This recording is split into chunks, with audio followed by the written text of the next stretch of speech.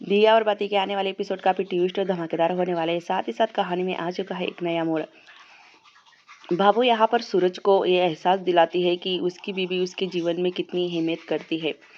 भाभो रोककर बताती है सूरज को कि तूने जो भी किया है बहुत गलत किया है। इसी बात को लेकर सूरज अपनी गलती पर पश्चाताप करता है और संध्या को मिलने के लिए जाता है।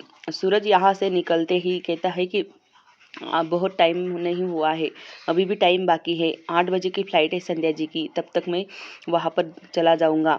सूरज देखता है कि अभी तो टाइम बाकी है, पर सूरज को ऐसा लगता है कि उसने बहुत बड़ी गलती की है संध्या जी को घर से बाहर निकाल कर। वो सोच में पड़ जाता है कि अब मैं संध्या जी से कैसे बात करूँ और कैसे उसे मनाऊँ। सूरज यहाँ पर चला जाता है संध्या को लेने के लिए। वही विक्रम और मोहित कहते हैं कि हमें डॉक्टर से काम है, हम डॉक्टर से मिलकर आते हैं भाभो, आप आराम करो। मोहित और विक्रम दोनों वहाँ से चले जाते हैं। बाबा साहब कहते हैं कि संतोष, अब तुझे चिंता करने की कोई ज़रूरत नहीं है। तूने जो कहा है सूरज संध्या बिन्नी को घर लाकर ही रहेगा। तभी यहाँ पर भाभो कहती है कि मैं कोई चिंता ना करूँ, मुझे पता है कि मेरा सूरज ज़रूर अपनी संध्या बिन्नी को लेकर आएगा और सही मायने में मेरा सूरज अब कल से दमकेगा। आपको पता भी है मेरा सूरज है ना, जो बहुत इंसानियत है उसमें, और वो एक अच्छा पति और एक अच्छा बेटा भी है। तभी यहाँ पर सूरज आता है और अंकुर से कहता है कि संध्या कहाँ पर है। अंकुर कहता है कि तुम यहाँ पर क्यों आए हो। सूरज कहता है कि मैं संध्या जी से एक बार मिलना चाहता हूँ और उन्हें अपने साथ लेकर जाना चाहता हूँ। अंकुर कहता है कि अब कोई फ़ायदा नहीं है और ना ही संध्या इस घर में है। तभी सूरज कहता है कि ऐसा मत कहिए, मुझे बस एक बार मिलने दीजिए, मैं संध्या जी से अब माफ़ी मांगना चाहता हूँ।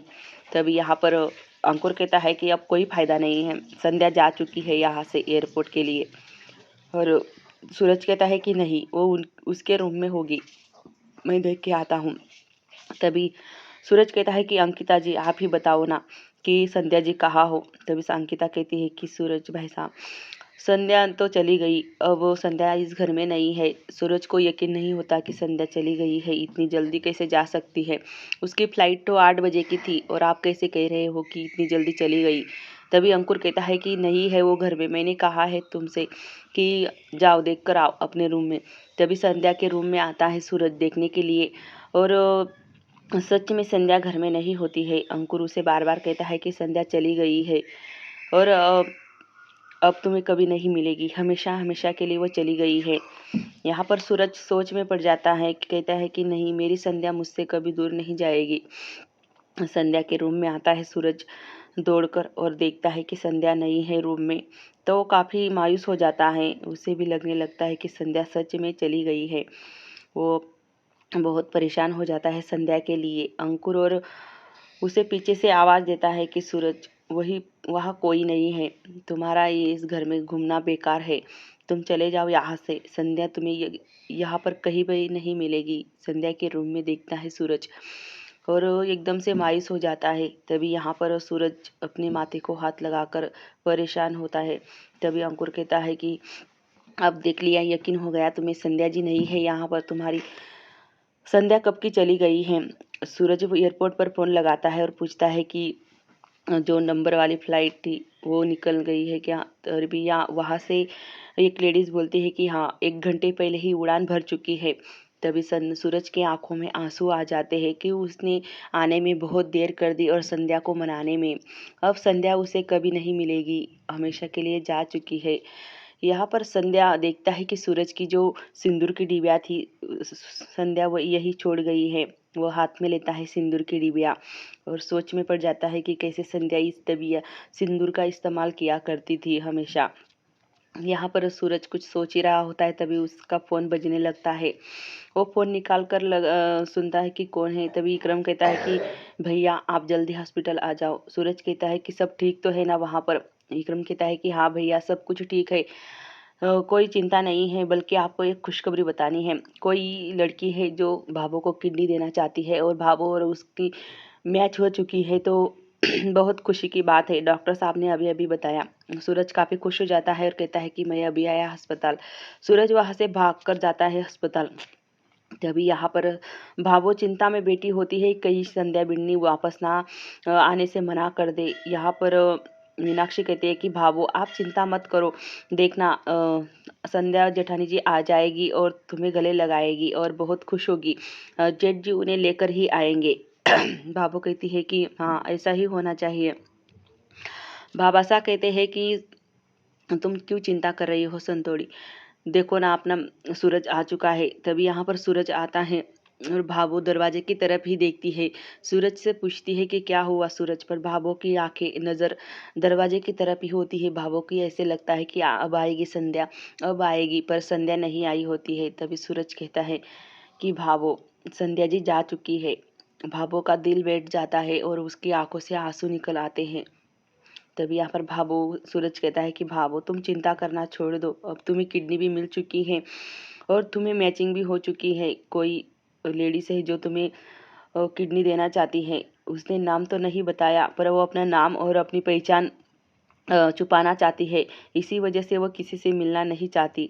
पर भावो इस बात को भी सुनकर काफ़ी मायूस हो जाती है कि उसे किडनी मिल चुकी है, क्योंकि संध्या ने चली गई है। इसी वजह से भावो काफ़ी उदास हो जाती है, क्योंकि भावो को काफ़ी लगाव हो जाता है संध्या से। वही अब विक्रम मोहित सारे बाहर आ जाते हैं बाबा सा। और सूरज कहता है कि आखिर वो लड़की कौन है जो भावो को किडनी दी। हमारी कोई रिश्तेदार भी नहीं है, उसने किसी से पैसे भी नहीं लिए हैं।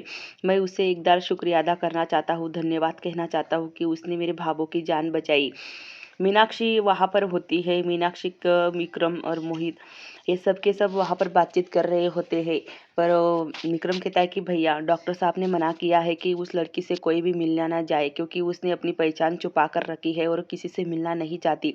मीनाक्षी कहती है कि जेठ जी, ये जो मेरी चुप चुप कर बातें सुनने की आदत है ना, ये आपको पसंद नहीं आएगी। पर आपको पता है मैंने डॉक्टर से बात करते हुए सुन लिया था कि कहीं 23 नंबर के वार्ड में वो लड़की वहाँ पर है।